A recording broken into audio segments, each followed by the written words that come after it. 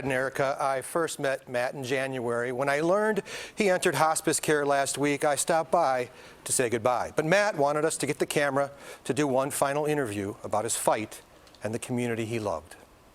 Oh, yeah, oh man, we had some good times. Two cousins spend time together reminiscing about what was.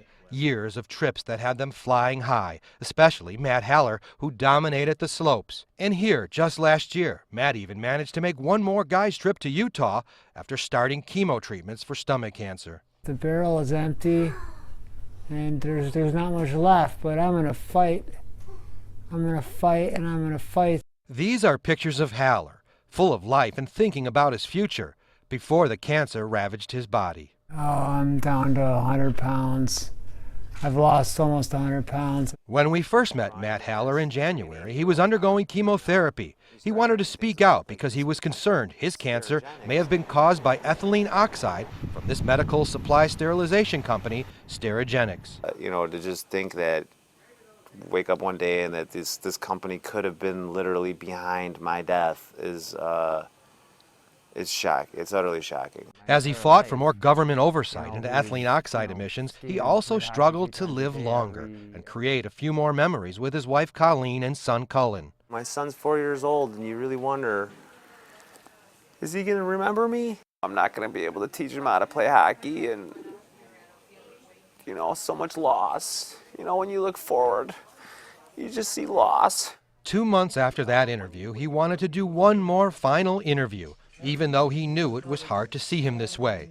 Though his body was failing, his spirit was full, and his mind was clear. And they're just trying to keep you comfortable now. Now I'm just, yeah.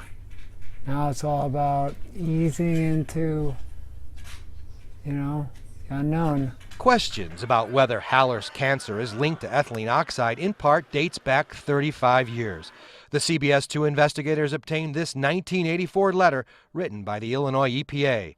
It warns the company, then Griffith Laboratories, of cancer dangers associated with ethylene oxide, listing cancers of the pancreas, bladder, brain, central nervous system, and stomach. Everything needs to be uncovered here. Everything needs to be uncovered. Haller shared his story hoping someone would listen and investigate the cancer cases in Willowbrook, the community he lived in for 9 years. Well, my fight has become all about whistleblowers. He wants more whistleblowers to come forward, like these two former Sterigenics employees who spoke exclusively to us, claiming the EPA did not know the actual amount of ethylene oxide released by the company. You believe they were sending more of this stuff out their stacks, out their side vents, out their doors than they ever reported to the EPA. Definitely. It's hard because I work there. It's hard to sleep at night. What was your reaction when you finally did see the whistleblowers coming forward to us?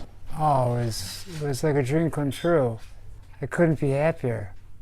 It's what it's all about for me now. Whistleblowers, whistleblowers. Come forward, tell your story. Tell us what you know. Let's fight this for the community, please. Matt Haller's story also prompted a third former Sterigenics worker to come forward. I feel bad, like when I found out about the one that's dying of cancer. He's leaving his 4-year-old son. You know, that hurt me the most. Mike Morales spoke about gas leaks at the facility. The chambers would run different cycles. They would leak gas a lot of times, swear to God. The fact that Morales spoke out deeply touched Haller. Thank you for that whistleblower that came forward, because you made a real difference. He hopes more will come forward. God forbid they're doing what they say that what we understand they're doing, and they're poisoning this community. Then they need to pay. And I don't mean monetarily. People should be going to jail. Last month, the state EPA put a seal order on the company, preventing it from using ethylene oxide. I was exuberant. I couldn't have been happier. And as we said goodbye to each other, Thanks, Matt. Thank you, Dave. You've been great. Matt wanted to remind us of others who are sick. And as lawsuits have been filed by community members, he wanted to express his concern about ethylene oxide possibly causing cancers in the community. And he wanted to remember people like Catherine Howard, who has stomach cancer, Jana Konev and Jean Hohalter, breast cancer, Petko Konev, bladder cancer, and Julian Glick, leukemia. More reasons why Haller wants the fight for answers to continue. Sterigenics and their lawyers continue to fight in court to open again. They're going to fight So we have to continue to fight too. Last Saturday, a day and a half after we sat down together, Matt Haller lost his cancer battle. This makes him the first litigant to pass away after filing a lawsuit against Sterigenics. He was 45 years old. Haller was working with state officials trying to create a Matt Haller law. Although it is not complete, it would require ethylene oxide air testing and mandatory notification when leaks occur. Sterigenics has denied claims made by the former workers and has said they operate well within regulatory limits. There is a link to his family's GoFundMe page to help with his medical bills on CBSChicago.com. What he endured, he's one of the most incredible people I've ever met. That was just heart-wrenching, and to think he took the time to speak to the very end, Dave. He wanted to fight for his community, and he wanted to leave something behind.